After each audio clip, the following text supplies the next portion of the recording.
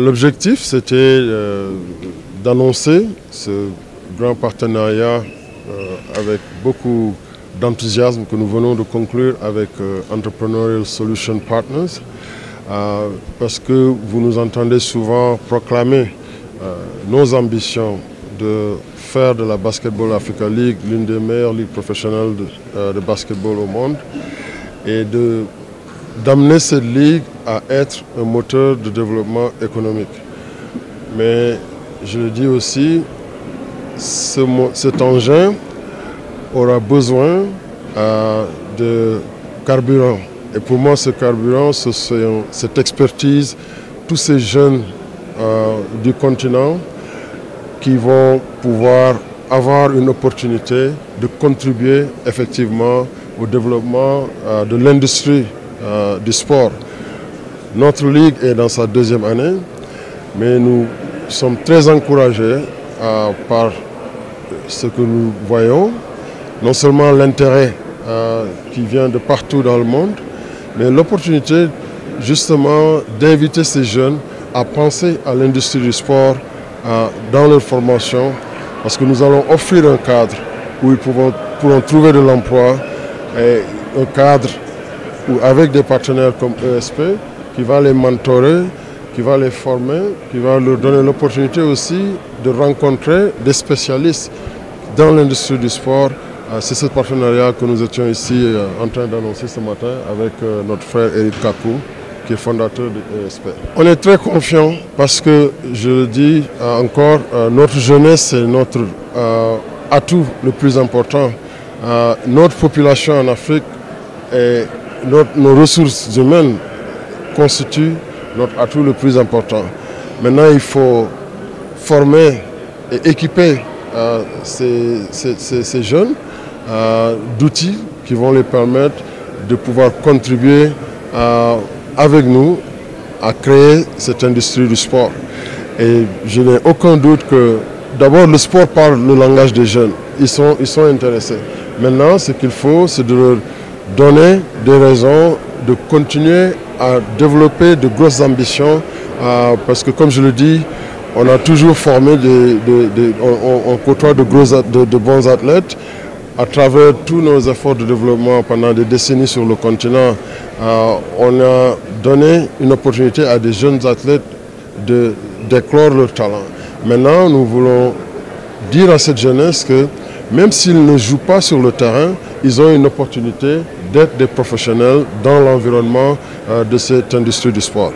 Et c'est la raison pour laquelle, d'abord, je ne saurais jamais assez féliciter ESP, parce que mobiliser 150 jeunes ici ce matin et puis 50 entrepreneurs, d'abord il y a cette connexion qui est établie, les jeunes qui vont apprendre, des spécialistes tout le long de ces finales. On a des spécialistes de l'industrie, en tout cas du basket.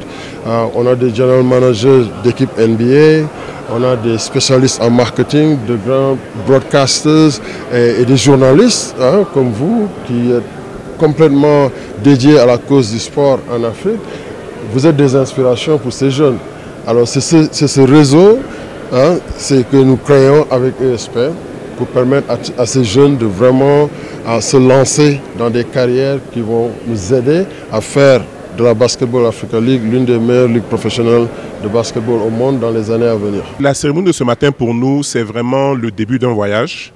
Le but du voyage étant de nous assurer qu'on puisse avoir une industrie du sport en Afrique où il y a pas mal d'entrepreneurs et pas mal de jeunes talents africains qualifiés qui sont capables de permettre de réaliser réellement le potentiel du sport pour ce continent. Nous commençons en fait par le Rwanda parce que c'est l'une des nations qui a montré vraiment certain leadership dans la volonté de faire du sport en business. La preuve, nous sommes aujourd'hui en fait à Kigali Arena. Mais clairement, l'ambition que nous avons, c'est d'aller au-delà du Rwanda pour toucher l'ensemble des pays africains. Parce qu'aujourd'hui, quand on parle des 50 premières équipes au monde, on parle en fait d'une valeur cumulée de plus de 170 millions de dollars. Okay. Et quand on réfléchit en fait à ces équipes-là, on se rend compte que c'est quasiment en termes de valeur, c'est 5 fois ce que l'Afrique importe en nourriture chaque année. C'est 17 fois la fortune de Aliko, Aliko Dangote. C'est aussi 17 fois l'économie du Rwanda. On pense que réellement, il y a quelque chose qu'on peut faire si nous sommes vraiment capables d'aller chercher les talents, les jeunes talents africains. Mais au lieu de les mettre seulement sur le terrain, on doit aussi les mettre dans les boardrooms, on doit aussi les mettre dans le business, on doit aussi les mettre dans l'ensemble de la chaîne de valeur du sport en Afrique. Je pense que la vision même de la balle va au-delà du basket. C'est vrai que l'actif clé de la balle, c'est le basket, mais clairement le travail que la balle a fait aujourd'hui à travers surtout les mentalités, les mindsets de la population africaine, a permis de montrer réellement que le sport, ce n'est pas seulement que de jouer au sport, c'est autre chose. Et on espère justement que ça va ouvrir la voie pour que d'autres disciplines, telles que le football, aussi puissent aussi éclore en fait. Au Rwanda, nous avons commencé avec un total de 150 jeunes, mais on espère pouvoir réellement étendre ce nombre-là. En réalité, toute graine a besoin d'un terreau fertile pour pouvoir pousser. Et on pense qu'aujourd'hui, le Rwanda peut être ce terreau fertile-là.